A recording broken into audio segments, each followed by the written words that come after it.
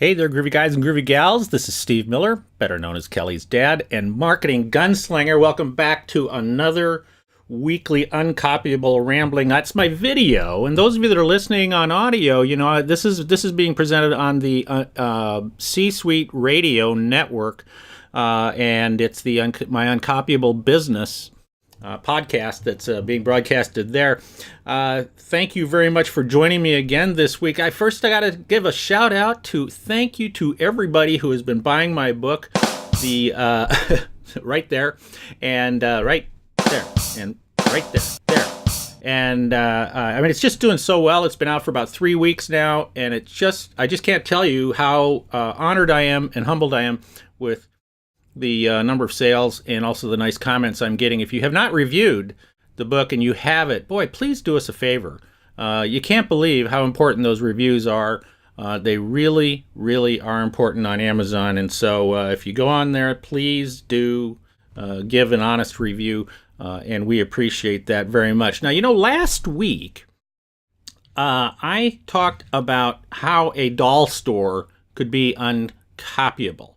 And I was talking about the American Girl doll, which I do talk about in my book, but I've talked about it for years in my speeches and in my consulting.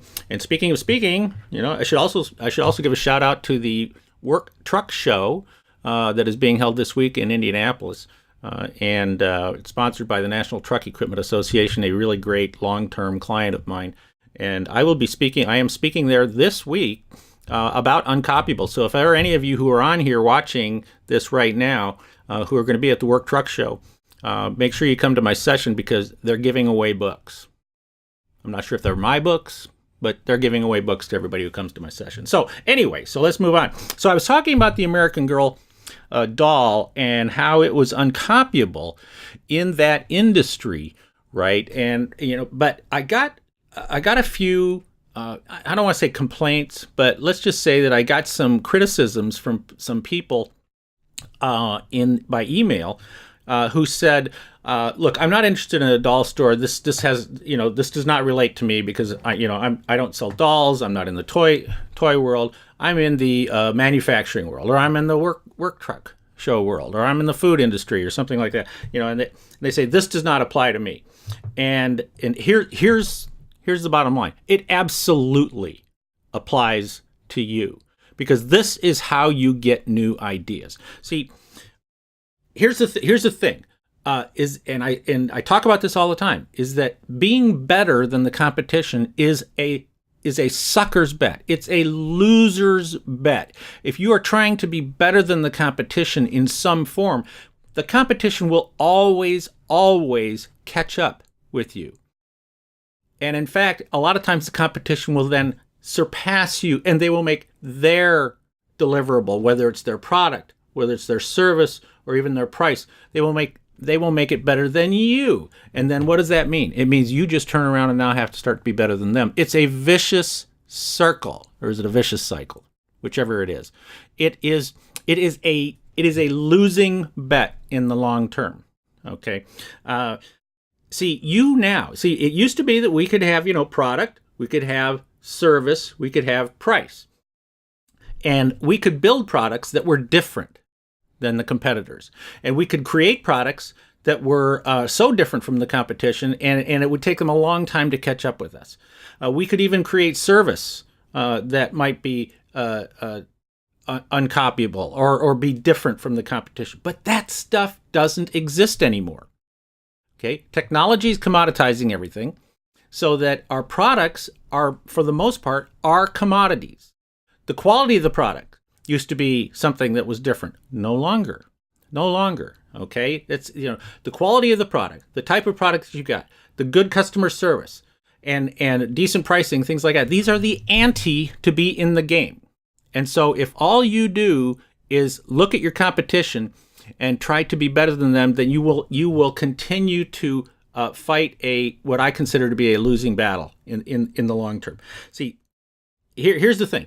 In order to be perceived, if you are better than the competition, you are not different. Nowadays, you not only have to be equal to or a little bit better than the competition, but you also have to be different. It's kind of the fourth component now that you have to be paying attention to. And if you are not different in some way, then you have a short-term you're going to have a short-term relationship. Because somebody can always take your customer away from you. In order to be different, in order to be perceived as different. Now here's a real revelation here. In order to be perceived as different, you actually have to be different. So you have to be looking at that fourth component in ways to do that. And what I mean by that is that better always relates nowadays to product, service, and price. Better always relates to that. Different relates to something totally different. See, Walt Disney did not look to create a better amusement park. He looked to create a completely different amusement park, and one that would be so far different. It's like I've talked about before.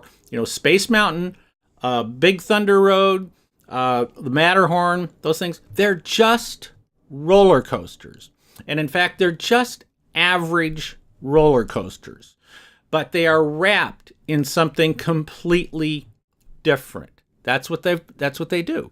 And people will stand in line at Space Mountain for hours to ride an average roller coaster because in their minds this is not a roller coaster. This is a ride through space, and the experience is totally different. So you cannot look at your competition to get ideas that will make you different. You have to go study what I call aliens. You have to go study people and companies who are outside your comfort zone, who don't even belong in your world. It's sort of like saying that if you're in the golf industry and you want to learn how to compete, you want to get ideas for competing in the golf industry, then you go study ballet. You go study libraries. You go study restaurants. You go study the American Girl store. That's what you do to get ideas. Apple did not look to copy and be better than Microsoft. Steve Jobs said, "Oh no. We're going to create something that people they hadn't even considered that they needed to have. But as soon as they see it, they'll realize they have to have it." Okay, something completely different. That's what he did. Henry Ford had one of my favorite quotes. When he said, "If I had asked people what they wanted, they would have told me to give them faster horses."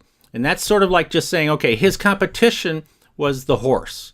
And so if you want to make a better horse, if we're going to be better than the competition, then we just make faster horses, or we make bigger horses, or something like that. That's what being better is all about. But no, Henry Ford came up with a completely different and for quite a while an uncopyable idea. And so that's what you want to do. If you want to be if you want to be different, then you have to study different. You have to go outside your comfort zone. You have to go outside and you have to go look at people who are geniuses at doing what they do, but have no attachment whatsoever to your world, your industry, your market, or your competition. If you want great ideas, go get my book. All right? Go get my book. Go study my book, and it will give you some great ideas on how you can go out and get new ideas to be different from your competition, because that is the future, gang. That's the future.